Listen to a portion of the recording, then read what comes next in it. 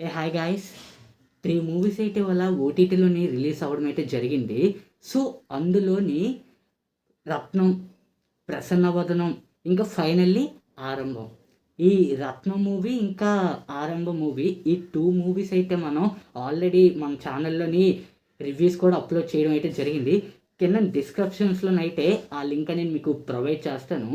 ఇంకిప్పుడు ఈ వీడియో ఎందుకు చేస్తున్నానంటే 'ప్రసన్నవదనం' అనే ఒక మూవీ వచ్చింది భయ్యా. మే 6వ తారీఖున థియేటర్స్‌లో అయితే రిలీజ్ చేయడం అయితే జరిగింది. సో, దాదాపు 6వ తారీఖు అంటే దాదాపు ఇవాళ 23వ తారీఖు అంటే 17 రోజుల్లోనే మనకి ఓటీటీలో అయితే అవైలబుల్‌గా ఉంది. సో, థియేటర్స్‌లోని ఈ 'ప్రసన్నవదనం' మూవీ ఎవరైతే మిస్ అయ్యారో వాళ్ళందరూను ఆహాలోనైతే ఇవాల్టి నుంచి మనకి అవైలబుల్‌గా ఉంటుంది. స్టోరీ లైన్‌కి వస్తే మాత్రం నాకు స్టోరీ లైన్ అనేది చాలా కొత్తగా అనిపించింది. ఎందుకంటారా, ఫేస్ బ్లైండ్‌నెస్. ఇప్పటికొచ్చి ఇలాంటి కాన్సెప్ట్ అయితే నేను ఎక్కడా చూడలేదు, వినలేదు కూడానా. సో, ఈ ఫేస్ బ్లైండ్‌నెస్ వల్ల మొన్న 'సుహాస్' గారికి ఎన్ని కష్టాలొచ్చాయో ఇదంతా తెలియాలంటే మీరు ఈ మూవీ అయితే 100% చూడాల్సిందే. ఇందులోని పయల్ రాధాకృష్ణ గారైతే హీరోయిన్ కింద నుంచి వహించారు. సో, సైడ్ హీరోయిన్ రాశి సింగ్ గారు. సో, ఈ క్యారెక్టర్ అయితే మీరు అసలు మిస్ కాకండి. స్టార్టింగ్ నుంచి నేను హీరోయిన్నే కదా అనుకున్నాను నేను. తర్వాత అర్థమైంది మాకు, అంటే మొత్తం స్టోరీలోకి అలా వెళ్తూ కొద్దిగా అయితే ఈ రాశి సింగ్ గారే మెయిన్ క్యారెక్టర్ అని నాకు అర్థమైంది. ఇందులోని హీరోయిన్ కంటే తిని ఎలివేషనే ఎక్కువ ఉంటుంది. ఈ రాశి సింగ్ ఎలివేషన్ అయితే ఎక్కువ ఉంటుంది. తిను ఒక పోలీస్ ఆఫీసర్ కింద అయితే రోల్ చేశారు ఈ మూవీలోని. సో, వీళ్ళ హస్బెండ్ క్యారెక్టర్ అయితే నందు గారు. సో, గీతమాధురి వాళ్ళ హస్బెండ్.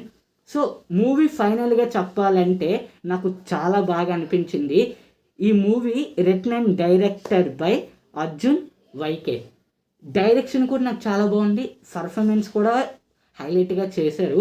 ఓవరాల్గా మూవీ మాత్రం హైలైట్ అనే చెప్పొచ్చు. థియేటర్స్లో ఎవరైతే మిస్ అయిపోయారో ఈ 'ప్రసన్నవదనం' మూవీ ఆహాలో మీకు అవైలబుల్గా ఉంది, చూసేయండి.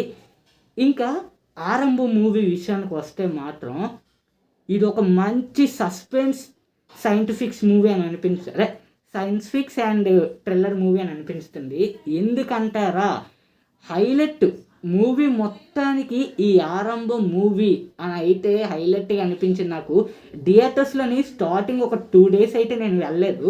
ఒక థర్డ్ డే అంటే 3వ రోజు అయితే నేను వెళ్ళి ఇది థియేటర్స్లోనైతే చూడడం జరిగింది. ఈ 'ఆరంభం' మూవీ మాత్రం చూసిన తర్వాత హైలైట్ అని అనిపించింది. డైరెక్షన్, ఆ స్క్రీన్ ప్లే అయితే నాకు నెక్స్ట్ లెవెల్ అనిపించింది. డేజావు అనే ఒక కాన్సెప్ట్ మీద ఒక్క మనిషిని 2 మనుషుల కింద అయితే చేస్తారు. ఆ కాన్సెప్ట్ అయితే నాకు హైలైట్గా అనిపించింది. ఈ మూవీ మనకి ఈటీవీ విన్ యాప్లో అయితే అవైలబుల్గా ఉంది. Written and director by Ajay Nag V. Direction కూడా చాలా బాగుంది. మెయిన్లీ ఆ కొత్త అబ్బాయి మోహన్ భగత్ అనే ఒక అబ్బాయి హైలైట్, ఎక్స్ట్రాడినరీ క్యారెక్టర్ చాలా బాగా చేశారు. ఫ్యాంటాస్టిక్ పర్ఫార్మెన్స్ అని అయితే చెప్పొచ్చు ఈ 'ఆరంభం' మూవీలోని. అలాగే హీరోయిన్ కూడా చాలా బాగా చేశారు.